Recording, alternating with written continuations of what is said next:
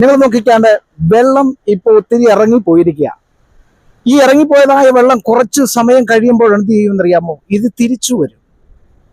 ഇത് തിരിച്ചു വന്ന് ഇവിടെ എല്ലാം വെള്ളം കൊണ്ട് നിറയപ്പെടുവാനായിട്ടിടയായിത്തീരും. ഇതുപോലാണ് നമ്മുടെ ജീവിതവും. ഒരു പക്ഷേ ജീവിതത്തിന്റെ നിരാശയുടെ ഘട്ടത്തിൽ ശൂന്യതയിലിരിക്കുന്നതായ വ്യക്തി ജീവിതമായിരിക്കാം നിങ്ങൾ.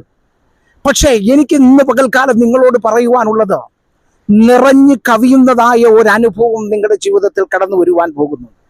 ഹോശിയ പ്രവാചകന്റെ പുസ്തകം 6-ാം അധ്യായം 10-ാമത്തെ വാക്യത്തിൽ പറയുന്നത്, യഹൂദേ, ഞാൻ ജനത്തിന്റെ സ്ഥിതി മാറ്റുമ്പോൾ നിങ്ങൾക്കും ഒരു കൊയ്ത്തു വെച്ചിട്ടുണ്ട് എന്ന് ദൈവത്തിന്റെ തിരുവചനം പറയുന്നു.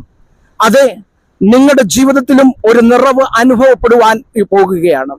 നിങ്ങൾ അനുഭവിക്കുന്ന ശൂന്യതയും മാറുവാൻ പോകുന്നു. വലിയവനായ ദൈവം നിങ്ങളുടെ സ്ഥിതിഗതികൾക്ക് മാറ്റം വരുത്തുമെന്ന് പൂർണ്ണമായിട്ട് വിശ്വസിക്കുക.